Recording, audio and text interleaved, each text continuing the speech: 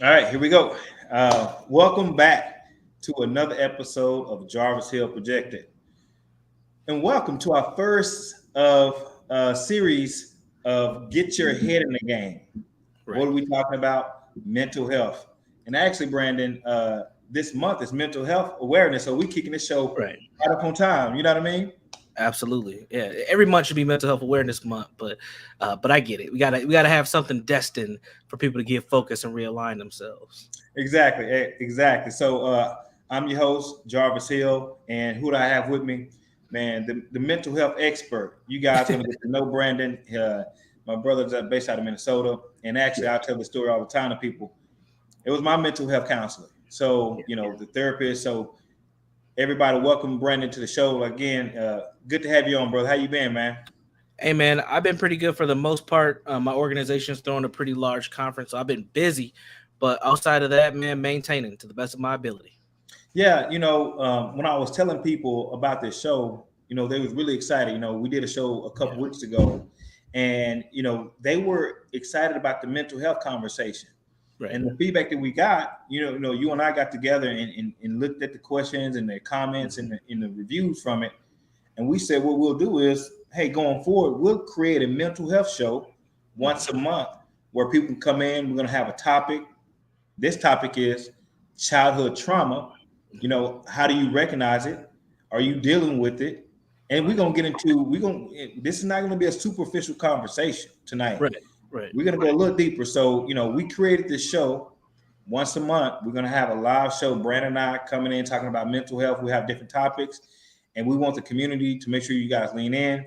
So when you join us live, make sure you put comments in the chat. If you have questions, put those in the chat as well, because again, we can't have this conversation without the people, because that's who we try to impact, the people, right? Absolutely. All right, man. I like to say, let's get down to business. Before we get started, if you guys know, you know what to do.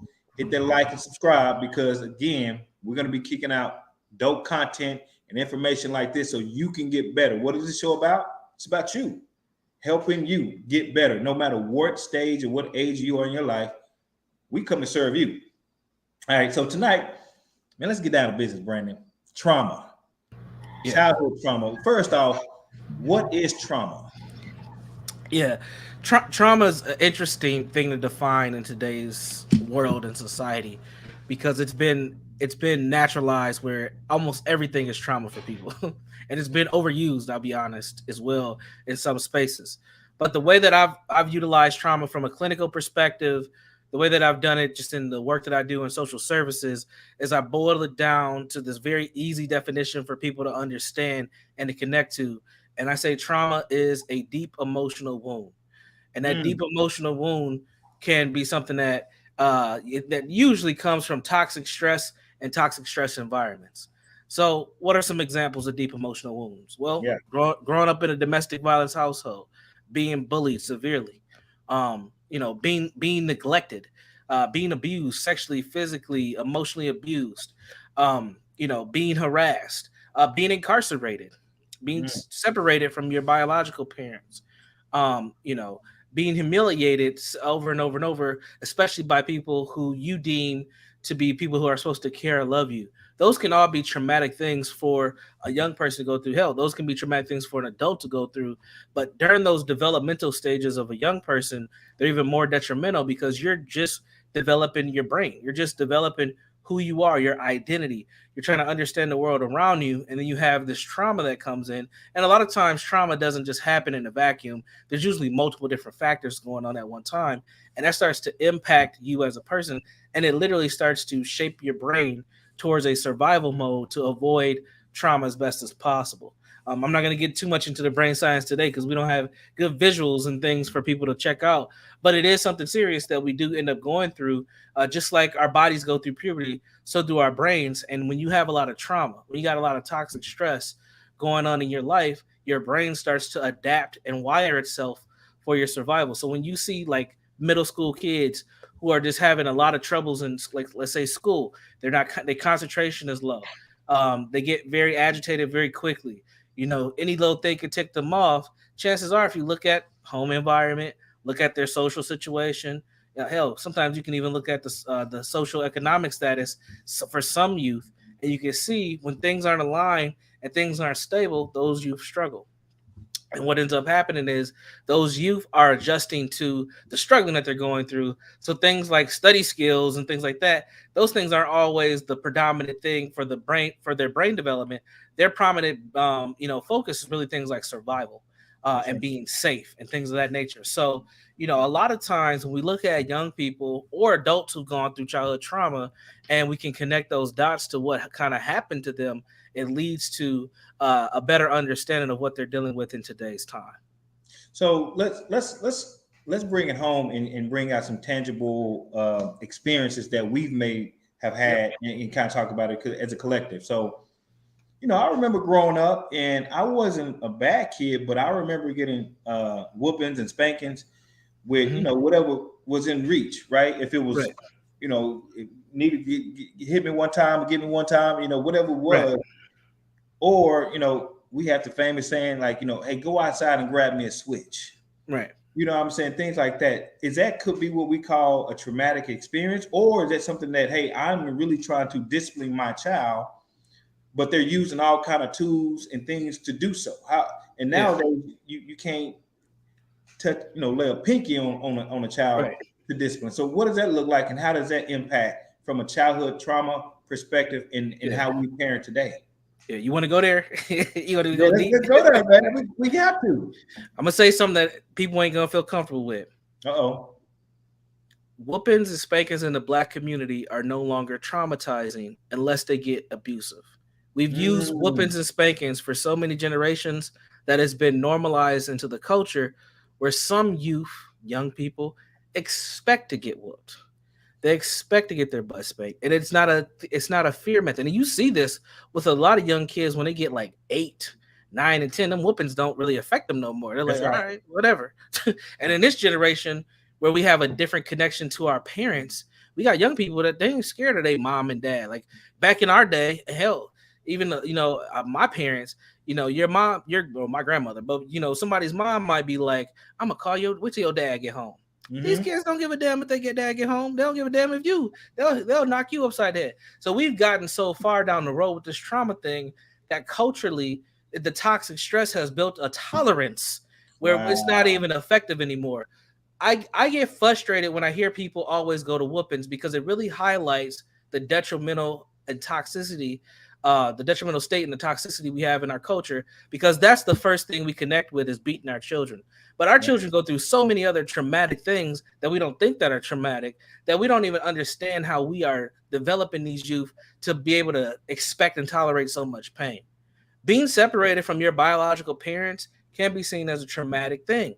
But you don't know who you come from, where you come from. We see this a lot with kids who have been what they call transracial adoption. So if you grab a kid from North or South Korea or something, and then they come Yeah. here and then they have a new family that ain't Korean at all, North or South Korean, they have this like longing and this disconnection from who they are, their cultural heritage. Well, hell, in the black community, we've had tons of that, but we haven't had always the transracial part, even though that's a big part of it too when you're looking at community. But you might have been with auntie, your grandma, or hell, I've even seen it where I've seen people who the biological guardian was like a girlfriend of the dad, like 3 times removed and stuff. Yeah. Yeah. So Yeah. we have these disconnections from our biological families and parents that can be just as traumatic as getting your butt whooped for 2 or 3 years. But we don't think of it like that, right? Because we've Yeah. always just kind of pieced together things. And when we look in our community, we take our community as black culture has been nothing but responding to trauma. That is what black culture is, from the foods we eat to the musics we listen to and we've created, from the clothes we wear, the nicknames we have, everything, the way we dance, the songs we develop, how we communicate to one another. It's all been based in surviving trauma. We could Wow. say racism and white supremacy, but it doesn't stop just there. It also deals with anti-blackness. That's how we've been able to navigate. So, unfortunately, for so many of us, our childhood trauma is really generational trauma, intergenerational trauma, historical trauma that's been passed down from one generation onto the next. Most black folks who have trauma, their trauma started before they were even born. Myself, you said let's get personal. I grew up in a domestic violence household. I knew that beating on women and beating on children was wrong. I seen it way too often.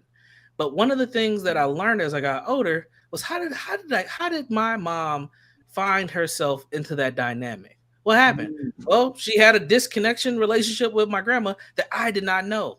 And when I found that out, when my grandma let out a family secret and told me the domestic abuser in the family, who was my stepfather, was not my real dad. I thought he was my dad the whole time. But Wow. Wow.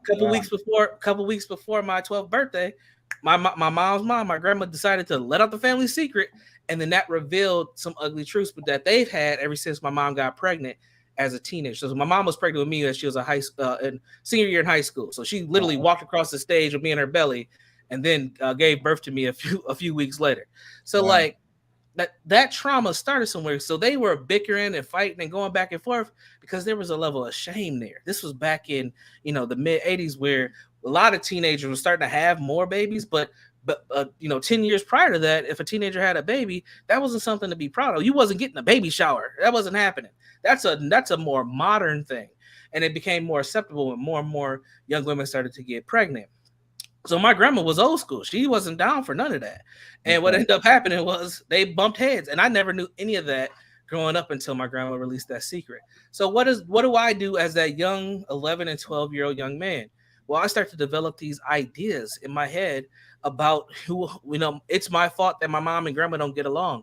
Because if I wasn't born, they would never be fighting. That's a real scenario. You don't understand how often kids blame themselves for the things that their parents have done, because it's a natural thing to be selfish, as children are. That's why they fight over things. You can give a kid the same toy, but they'll still fight over it. Like it's like that was mine. It's like y'all got the same thing, because naturally young people are selfish, so we'll blame ourselves for things as well. So for me, growing up, I had that level of kind of stress and trauma where I messed up the family dynamic. Right, this secret came out. I didn't need to know this. I blame myself for that. Another thing I told myself was I can't depend on men very early. I'm like 12 years old. I just got a little hair on my chin. I remember I had a little hair into my armpits. I was feeling myself. I was playing football. I was being recruited. I didn't need no man, because the dude who I thought was my dad, I didn't like him because he was always causing hell at home. But when I found out he wasn't my dad, it was like a relief. So then I went to go meet my biological father on my birthday, nonetheless. He shows up late and drunk. So I was just like, man, I got the abuser at home, and then this dude who is supposed to be my dad, he don't even give a damn enough to show up on time. So I told myself, shoot, I remember that ride home. I was on Interstate 94 here in the Twin Cities, going back to St. Paul. I was like, I'm good, man. I don't need nobody. I'm gonna figure this thing out myself. And that's a bad mentality for a young black man, because we know we need role models, we need connections. I ain't trust no black dude. Nothing. You told me something, I halfway believed you. If you wasn't my great grandfather or my grandfather, chances are I didn't believe nothing you was telling me. Coaches, teachers, it didn't matter, because I knew that black men always had something up their sleeves. That's a messed up mentality to have. And I had to go to therapy to deal with that, man. I mean, I was in my early 20s before I kind of broke that down and started to say, okay, I can't keep living my life like this, because if I want to build this community, work within my community, I have to Okay. bridge that gap that black men have. So I'm gonna pause right there and let you get in. Yeah, no, I mean that's heavy, Yeah, because us as adults growing up in the 80s and 90s, you start to realize as adults that we experienced a lot. We right, had good childhoods, but it was a lot of things that went on that the parents and the right, grandparents didn't talk to us about. right, And and like you say, it was passed on, like, and that's why we don't communicate. Um, let's talk about like kids, because kids are malleable, right? They're still growing right. and developing. Mm-hmm. So how do you, I guess, in today's world as a parent, because we're going to get to the question Yeah. of as an adult how we're still dealing with some of those childhood traumas, but as we see today with these kids, how can we identify a kid that's been traumatized but they're very functional? Yeah. I mean, you sometimes you will know because you're dealing with the same trauma the kids are usually.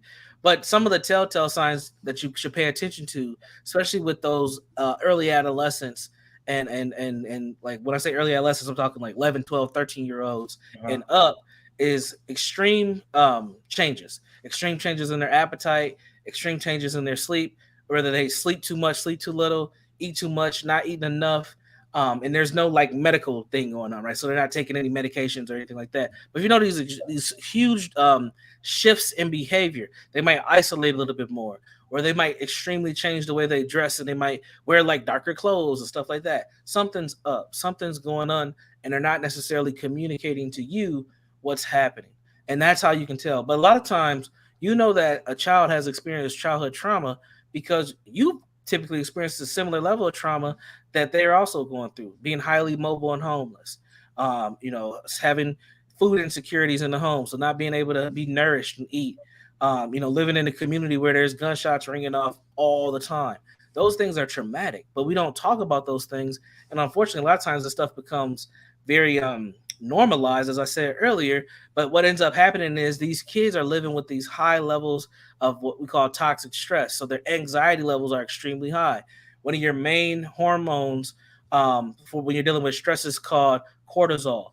And they have high cortisol levels, which oftentimes leaves you discombobulated a lot. So you're not always thinking very clearly. You're not making rational decisions all the time. You're just kind of living in the moment and doing things from here to there. And you can know, and you notice, I notice this a lot with a lot of the youth that I work with. Well, they'll do something that might get in trouble. Like, let's say they went to the corner store and stole some chips, right? And I asked them, I'm like, man, I know you got money. I know your mom got paid last week. I know she broke you off with a dub. Why did you steal them chips? And what do young people say? Man, I don't know, man. I just took them. The opportunity was there. It's like, bro, what was you thinking? They wasn't, because their brains are so activated with the stressors of what's going on that they're just looking for any opportunity to do whatever they want. That's how you can tell when you have young people who aren't always making the most rational decisions, and you're like, man, come on. And we know teenagers and young people do dumb stuff. That's just a part of learning and growing. That's right. But unfortunately, a lot of our youth do dumb stuff that get them in big trouble. And that's the thing that we have to pay attention to, is like making sure that our kids are, when they are making the decisions that they're making, that they're actually thinking them out to the best of their ability. So let's transition from, because we're talking about, I see you, let me shout out Nina Evans. I see you. What's going on, Nina? What's up, Billy Hill? I see you. What's going on? Thank you guys for joining. We're talking about childhood trauma. Now, as an adult, one of the things I kind of talk about when people ask me, why did you go get a therapist? Why did you go get a counselor? So the story that I give is, as a child, you have these seeds planted in your mind, and these seeds grow as trees. Some may be good trees, some may be bad trees, but you don't really know because you're a child and you're just kind of going through and experiencing life. But as I got older and I started to reflect and review my life, I'm like, man, I start to learn different things about, not having a father in my household, and why is that, and start to question all these different things. And so I had to evaluate myself, and I start to dig up what I call these roots or these trees. I would have to try to dig them up of the behaviors that wasn't, beneficial to me as an adult. So I started digging up these trees, Brandon, and some behaviors I could change because I could get to the root, but some of them still there, but I learned to cope and manage them. Right. So as an adult, how do you recognize that you may be dealing with childhood trauma and not even recognize it? Yeah, it's a big question. And there's a couple ways to identify it. One, if you're somebody who lacks consistency in life, like you keep switching jobs. You 25 and you done had 30 jobs. Like you should know something ain't right. Something ain't right. Yeah, something ain't right. And them 30 jobs, you only been, the longest you've been at one of them was like 6 months. Like that's how you know like something's not right. Something's not clicking. Right. When you have abundance of unhealthy relationships is another telltale sign. When you often feel stuck and you don't really know why, but you might not be able to kind of move forward or kind of get your voice heard. If you notice that you have self-defeating behavior, so you're getting in your own way, but you don't know why you're getting in your own way, those are usually some telltale signs that something deeper is happening. You mentioned seeds, right? The seeds to the trees. Those are what we call core beliefs.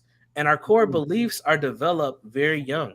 Our worldviews are developed over time, but our core beliefs are developed very young. So if let's say you had a parent, or hell, let's just say you had somebody you looked up to, maybe it was just another kid in the neighborhood, and they was always saying, oh man, you lazy, right? They just keep telling you lazy. And then next thing you know, you might not see this person for years, but you just remember them always saying you lazy. You lazy. And then you get on a job and you might not be doing, you might be having a rough day. And then that supervisor is like, man, come on, man, you can't be doing this lazy. And then you get Trigger. triggered. Boom. Now you going upside this person's head and they talking about you need to go. Or you done cuss this person out and say, I don't know who the hell you think you talking to, right? You just snap out, right? That's because that core belief was playing, it was seeped literally into your subconscious mind, and you kept hearing that lazy, lazy, lazy. And this person who ain't got nothing to do with that just makes a reference to your behavior that day, but to you it was so much bigger than that. That's And right. then you just snap and boom. Now you done lost this job, or you might get arrested, or or your reputation might get, tarnished, or whatever the case may be, because of something that happened years ago that you never dealt with. But you probably didn't even know you needed to deal with it in the first place. A lot of times those core beliefs, if we never work through them, they show up later on in our lives. And it's important because you talked about coping. Coping is one of the best tools we can have, because a lot of times, and this is one of the things that I get frustrated about with the self-help genre, because there's a lot of quality people in this space, but they set you up to keep selling to you. Yep. And what they tell you is this. They tell you that you need to heal from the pain. And every time I hear somebody say you need to heal, I just get a cringe feeling, because it's a setup. They make it seem like being healed is a destination. What they need to say, and what I say, is you need to be healing, because over time, the things that you have dealt with, they don't go away. Your trauma never leaves you. My trauma with my abusive stepfather, it's not gone. But I've done a whole hell of a lot of work to minimize it and cope with it as it comes. I That's mean, right. and when I was in college, I used to have crazy night terrors. I can hear his voice. Even today, if a male says my name in a particular voice tone, I kind of I get this like tingle in my back, like, ooh, because it just reminds me of him. Yeah. I can't get rid of that, but I know what it is. I have awareness and I have coping skills. So I can say, okay, that's that. That's just him. He ain't gonna overtake anything that I got going on. I'm gonna keep pushing forward. Let me breathe and calm myself down. Let me shake it off and get back Yeah. to bed, whatever the case may be. So what we fail to do is recognize the things on our journey that are our triggers. And unfortunately, the people who suffer the most from that, us not being able to recognize it, are the loved ones around us, our kids, our Yeah. partners, our family members, and stuff like that. So it's important for us to understand what are those things that do quote unquote activate us or trigger us, so that we can make sure that we're healing and going upon our journey to the best of our ability. One more quick thing I want to say with this. I went to therapy when I was 20. I think I was 24. 24 to 25. I spent like 10 months in therapy. And I thought I dealt with all my daddy, mama issues, all my childhood trauma. And then 2 years later, what happened? I had a baby, had my daughter. And I Mm. remember that first month I have my daughter, I was an emotional wreck. Dude, I didn't know what the hell was going on with. My wife was looking at me like, bro, you gonna be okay? Like, was this a good decision? Baby's healthy, life is moving in the right direction, but I'm just not feeling it. I'm just like, Yep. I'm just feeling out of place. And I went back to therapy. And you know what I found out? What? I realized that all that childhood trauma stuff I dealt with was from a standpoint of being a young 25-year-old male. I never thought about how it would impact me as a father. So over time, your life changes, and that trauma can seep back up when you're in a different space and season in life. So I had to like redo a lot of stuff because I was fathering without a foundation and didn't realize that I was feeling incompetent and not understanding because I didn't have those lessons, or I didn't have anybody to call and say, "Hey, Dad, how can I handle this situation?" Right? I was by myself. And granted, I'm a marriage and a family therapist. I got all the book knowledge, but it's different than having the head knowledge and the heart knowledge are two different things. And what ends up happening with childhood trauma is it hits you in the heart. And when it hits you in the heart, it's very difficult to understand what to do because the heart and the head aren't always aligned. That's why we do what's called cognitive behavioral therapy, because we want to try to get you back in sync. But for me, it was out of sync because I never dealt with that level of dealing with, okay, what do I do as a dad? So it's important for us to understand that healing is a journey and not a destination. Man, listen, let's slow it down because we're talking about childhood trauma.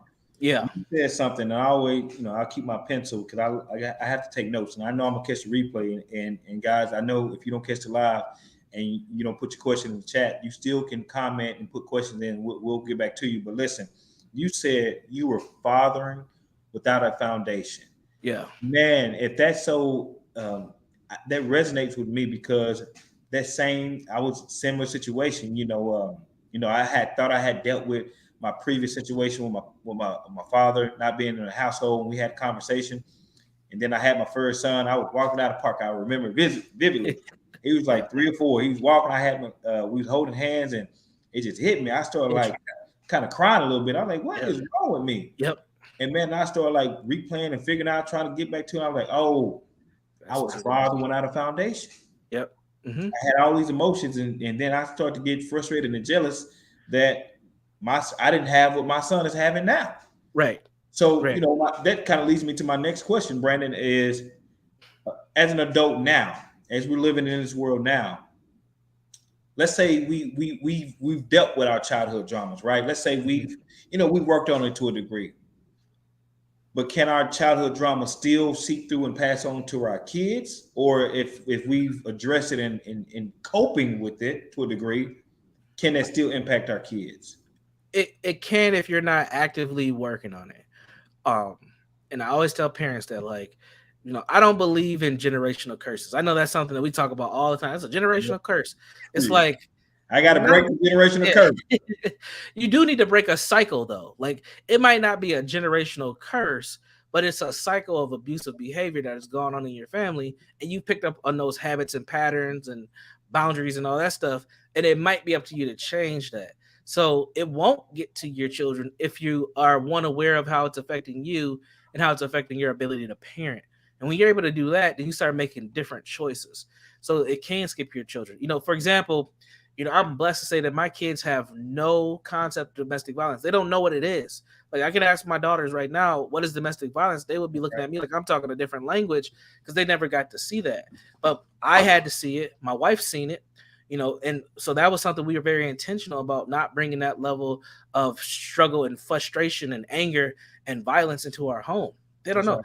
Have they seen me and my wife get into arguments? Absolutely. I don't know what couple does it. But they'll never see one of us strike one of each other. Never. It would just never happen, right? We don't even really raise our voices. We get into disagreements about stuff, but it's nothing like what I seen growing up. That's how you break those curses, being very intentional about how you want to parent, how you want to do things. Now, everybody doesn't have that 2-parent setup, but I think if you're being a healthy adult and you're bringing other healthy adults around your children, that's what's important so that they don't repeat those cycles. And I think another thing that happens too when you talk about single family homes is that you have to figure out ways for your children to be exposed to the other parent if the other parent is available and alive. Whether they're healthy or not, your children are going to need to know who that person is. Right. And that might mean that you have to restrict the type of engagements they have if they're not healthy. But they need to know if that other parent is the way they are. They need to see that for themselves instead of having you tell them. Because they're going to make judgments in their head about themselves if they don't have those experiences. That's right. So as the healthy parent, you have to figure out, okay, how do I create an opportunity for a relationship to be developed and let my child decide what they want it to be for them as they get older? And that's and I say that from a clinical perspective because I've done therapy with so many adults and young people who come from single parent homes, and that longing for a connection to a parent who isn't there is just as traumatic as anything else. Yo, listen, we're talking about childhood trauma and, how it impacts you as a child, how's it impacting you as an adult, how's it impacting your kids. So if you're just joining us, we're talking about childhood trauma. We're about to get to the Q&A section. So if you guys have any questions, please put them in the chat because we're going to get to those in a second. You talked about generational curses. Yeah. Let's talk about this for a second. As a young boy and as a man now, I remember growing up, hey, you can't cry. You shouldn't be crying. Suck it up, right? You can't really express yourself. And then I was talking to someone the other day. Is they were dealing with their weight. They were having weight problems. Growing up, they weren't really overweight, but the grandma would always talk about their weight. Mm-hmm. The mom now talks about their weight, and even as an adult, this person is physically fit. Now it's still like they work out because they're motivated by. Now I think it may be childhood trauma, right? It is. But what you said something earlier, somebody still may say something to them to this day, even though they're in shape, they may say something about the weight, and all of a sudden it's triggered. Mm-hmm. So how can you catch the generational, like you say, it's not generational curses, but it's the generational things that is being passed down, Mm-hmm. unbeknownst to the grandmother or the mother, not knowing how what kind of impact they may be having on your mental. Yeah. Well, I'll give you the easy answer and I'll give you the hard answer. The easy answer is to go to get some professional help. So somebody who can help, who's third party, doesn't know you or doesn't know your family. Now, in some areas, like small towns, you get a therapist who do know the family, but they can be objective because they've been trained to. Somebody who can give you some objective truth, and help you understand what's going on and where that comes from for you. Because, like you said, this person's physically fit, but they're still having these kind of responses to mom and grandma saying these things about their weight, but they might be ripped, they might be cut, but since the scale says they're 245, then they're like they tripping because they want to be 210 or whatever, right? Yeah. But they might be physically where they need to be. Now, that's the easy answer, is get professional help. The hard answer is this. It's something I call the ABCs of resilience. And the A is for adaptive awareness. So one, you got to figure out what it is. So he might not recognize that you know, his level of being kind of stuck with dealing with what people say about his weight and him kind of cycling, trying to lower his weight, has to do with grandma and mom. He might associate it with something completely different. So Mhm. he has to have the awareness of where it actually comes from. Once you have that awareness, you got to do something with it. That's why it's adaptive awareness, right? So knowing isn't just enough. You got to figure out, I need to do something about it. You got to be motivated to move. So awareness is your first step to recovery. Go ahead. Right, right. So then the B is for balance and boundaries. So now that you know, and now that you had enough motivation to move, now you got to figure out, what balance do I need? What I need to do for myself and for other people? How do I balance my time and my energy? How do I balance my compassion and my accountability to myself? How do I balance these things that go on within my life? And then once you kind of figure out what healthy balances you need, then you got to start setting some boundaries. And this is the hardest part. That's why most people are not successful in therapy, because they don't want to set boundaries on other people. Getting healthy is selfish, and we just need to get over it, right? If you want to be good, you got to be selfish. You got to take care of yourself. Now, they just let out the mask mandate on the airplanes. And what do they tell you on the airplanes? They tell you, if the plane goes down, secure your mask first before you help somebody else. It's the same thing when you are trying to take care of yourself. You got to set some boundaries. And the hardest thing, and this is definitely for Black folks, the hardest thing for us is setting boundary with our families. We are so used to being stuck in traumatized cycles with our families that we won't tell mama no. We won't tell, our cousin, no, I can't do that right now. Wow, but Sometimes, why would we do that, Brandon? Let's get down to, like, because why do we feel bad about that? because we have been conditioned to always struggle, and when you do better, that means that you are doing better than someone else, and you are taught to feel bad about that. This is why a lot of people who reach success in this society disconnect from their blackness, is because it's Mhm. easier to just completely disconnect than to sit in that survivor's remorse, because that's another whole nother level of guilt and shame Oh, that many of us don't want to be honest about so, and talk so, about. so let me interject something. Is that when people say, like, when they see you elevating or having some level of success? Is that when they say you need to be humble? And Yeah, I don't know. Is that the yeah. same kind of idea? They're giving you messages, what we call memes. They're giving you these messages to temper down your success. Or they'll say a little things like this. I hear stuff like this all the time. Oh, I see you, you're doing good. I'm trying to get like you. Like, they'll say these things, and you're just like, what the fuck does that even mean? Like, what is that?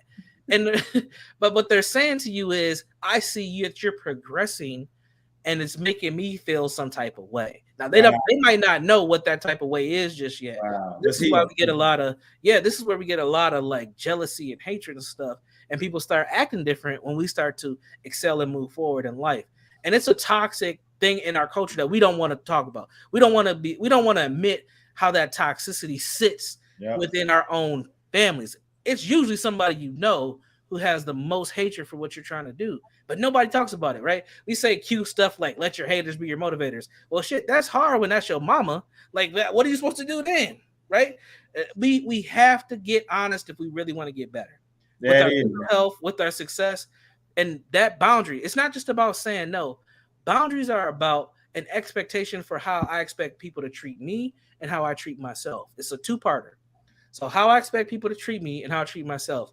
And you have to get to a place where you can articulate that That's to right. other people so that they know that's a boundary that Jarvis doesn't jive with. Like he don't mess with that. Like I know that that's something, Jarvis, he ain't down for that. And people have to respect that because they respect you as a person. That we have a long way to go before we all get on that level, but you can start that today. Now let's get to the C, and then we can hop onto some questions if we have any. The C is for consistent, constructive choices. I'm gonna say that one more time. Consistent, constructive choices. One of the things that I've seen, therapy, real life, hell, even myself sometimes, is we'll do something right, good, excellent, and we'll never do it again. Oh, wow, okay. We never do it again. We have to be okay with when stuff works. And yes, success is very scary because we don't always know what's on the other end. It's sometimes hard to predict what happens when you reach a certain level of whatever you're trying to do. And that can be scary. But what's not scary for so many people, especially if you've been struggling for so long, is failure because you know what to expect. You know you got to get it out the mud again. You know you got to re up and all that. Like that's the mentality we have. But hell, I ain't trying to keep re up every 3 to 4 months. Man, I'm trying to excel. I'm trying to build and I'm trying to, get this thing to a whole nother level. I'm trying to scale. We got a re up mentality. We don't have a scale mentality. That's in business, in life, in relationships, and our well being. We got to scale. It ain't just about reing up. Like we got to get out of that level. That's just one dimension below victimization, where we feel like we can't never excel beyond something, and we just embrace the suck. But we have to be able to scale beyond what we got going on. So again, consecutive constructive choices is something that I'm big on. When stuff works, keep doing it, and then be able to take a risk to try something new. Wow. So listen, I'm gonna ask you a question, Brandon, but I'm gonna go ahead and Yeah. set the stage. I want you guys, if you have any questions, and also if you don't mind, put your names in the chat so we can shout you out. But so Q&A time. But so Brandon, and this is a question, but I don't want you to go, I guess, too deep because I know it's going to be All another right. I topic. won't. But we're going to build on it. I won't go. Go ahead. Marriage. We're talking about childhood trauma. One person comes into the marriage, has dealt and coping with their childhood trauma.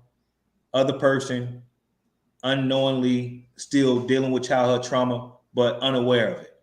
So as we give people time to get their questions or throw them in the chat if they have any, talk about how you deal with that in the marriage when you have a person who's dealing with their childhood and coping with it versus the other party is not even aware of it and still being impacted by the childhood trauma. Yeah, this is not an easy one because you deeply care for the other person, right? You love them, you're building a life with them. You're going through struggle. You two are sharing the highs and the lows all together. And when you're actively working on your stuff and they're not, you feel compelled to motivate them or encourage them to do the same. One thing that I've learned, even my own marriage almost ruined it, was trying to change my wife as I was evolving into something. Mm. Now it wasn't dealing with childhood trauma per se. I was going more the super pro black route, and she was just like, "Dude, you are changing way too fast for me. Like we changing diets, and you want me to go natural and all." And she was just like, "Dude, you need to slow down, bro." Hold on, brother, man. Hold Yeah, on. Slow yeah, down a little bit. and I did, but because I was getting lost in that myself, and when I realized that, I was like, "Oh, I'm becoming something that I'm becoming a fictional piece of who I truly am, and my authentic self." And I had to scale back on some of that. Now, still love the learning that I had from that, but I had to slow down. And it was my wife who was kind of the mirror for me at that point, who was Mm. like, "This isn't healthy for you. Like you're not doing what you need to do for us. Like you're not working on yourself to better our dynamic and what we got going on." And that's what's important. So when you are dealing with your childhood trauma, you have to keep in mind that you are trying to better yourself, but you're also doing it to better the situation that you have around you. And then when you're married, that includes your wife or your husband or whatever the dynamic is between your marriage. Now, with that though, you do want to encourage them to do stuff or at least accept what you have going on. So I would encourage conversations, but I wouldn't encourage people to try to convert their partner into doing the same thing that they're doing because it don't work like that. Stay true to who you are in your word, Because what can happen, and this happened in my marriage, is as you continue to preach and do the things you do, and you show up and lead by example, your partner may have a situation where they know exactly who to turn to. So for me, this is back in like 2013, 14. I was super pro black, man. Down with white supremacy. This is before you could say white supremacy out in public. Like that used to be taboo. Now it's all over the place. But back in the day, man, I was like hard on it, man. I'm talking about Dr. Wellesley and Umar Johnson, all them folks, man. Yeah, Um, yeah. I was deep into it, Park, all that. and I'm just like, man, down with white supremacy all day. And I remember this. My wife went to work. She used to work for Target in HR, and she had a situation, and there was clear as day racism, man, clear as day racism. And she came home, and I knew something was wrong. But you know how you been with somebody, you know when something's wrong. Yep. I'm like, what's wrong? What happened? She was like, you were right. She's like, you were just right. And she broke down what happened. And I said, I told you, man, racism is gonna come slap you in the face one day. I told you.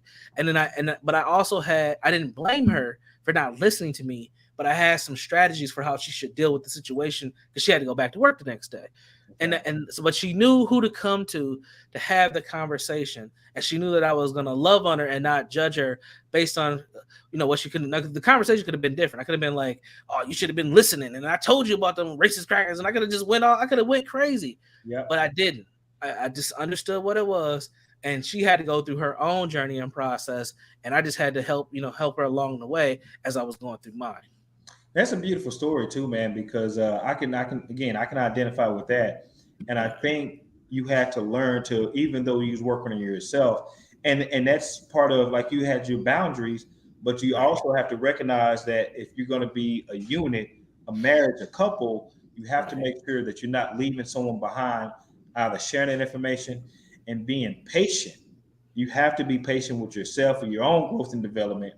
And then you also have to be patient with your significant other if they want to hear what you're going through, right? Because it can be frustrating if they're not trying to lean in and better themselves or be a part of your journey. So it can feel lonely for that person in that relationship. But again, uh, if you guys don't have any questions, man, hey, I think we knocked it out the park, Brandon, man. It's the first of many episodes about mental health. We talked about a lot of good stuff. Man, I got the notes. I can't even recap. I'm gonna be honest with you. It was so. Give us the highlight of the solution. Sure. I always like to talk about the problem. So highlight, and I know it's we can't deep dive because there's so much material that we'd have to get into. Right. Dive into solutions. Well, one of the biggest solutions that we can put in place is to understand that childhood lasts forever. So the things that you experience as a young person, they stick with you. They don't go away. They don't disappear. And what you have to do is figure out what healthy coping mechanisms work for you. There's a lot of easy, ABC plans out there. I mean, I gave a framework earlier today, but that looks different for everybody. That's right. But that doesn't mean that those kind of what we call turnkey or checkbox solutions will work for you. You have to figure out what's best for you and make sure that it's healthy. That's the best solution. The other thing I would say is if you're a parent or you plan to be a parent or a caregiver, is that you do your best not to repeat the cycles that you've experienced onto your kids. And if you feel like you have, don't blame yourself. The best thing you can do is show up differently for those children now that you know something different. Then to sit in the guilt because they may have turned out or they may have experienced something that you've experienced. It's way too common for people to blame themselves for the things that go wrong. Again, a lot of the situations that we find ourselves in, it's not always our fault, but we do have a lot of responsibility into what happens next. And that's one of the biggest things that we can do. For some people, that means getting professional help. For others, that means just changing some habits in your everyday life. And then for some other people, that might mean cutting off people in relationships and setting those firm boundaries. Because a lot of time we get ourselves in situations dealing with other people's stuff, and then it becomes our stuff. We got to figure out a way to cut that off so we can live our best life while we have it. So, yeah. Woo! There you have it. So you can live your best life. Guys, I told you, when we started this mental health conversation, it was really to have a deep dive into like real examples and real experiences. And I'm really hoping that that you guys check out this video, because we're gonna have many more conversations, just different topics, and we're gonna, I'm gonna put some fillers out there. What do you guys want to talk about? But we kicked it off with childhood trauma. What does it look like as a kid, and what does it look like as an adult? How is that impacting you now? How can you cope with that? And we brought not just the problem, but we also talked about the solutions. So yeah, guys, thank you so much for tuning in. I'm gonna bring the video. I'm gonna take the video down, and I'm gonna bring it back up. So I'll put it out there so you guys can catch the replay. Brandon, thank you, man. I look forward to many more. Hey, what's up, Toby? She said we have to allow ourselves grace and patience to grow. Amen. You absolutely right, Toby. Absolutely. Grace and space. Grace and space. I'm telling you. So we're gonna have many more conversations. Any final thoughts to the people, Brandon? Nah, man. Just take care of yourself. Be well, be safe, and be constructive. Hey, have your boundaries and stand firm on your boundaries, and stay patient with your growth and your development, because childhood trauma, it doesn't go away. He said it's still here with us today. Learn to manage and cope, and seek out. Don't be afraid to raise your hand and ask for help. I want to thank everybody who tuned in tonight. Again, this is Jarvis Hill Projected with my brother Brandon Jones. We can next time. I can't wait for we're gonna figure out the next topic. It's gonna be fire. We're gonna continue to build. We're gonna continue to grow. We're gonna continue to serve. We're gonna continue to heal together. Right. Brandon, man, thank you so much. And everybody out there, like and subscribe. We'll catch you guys next time. Peace. Peace.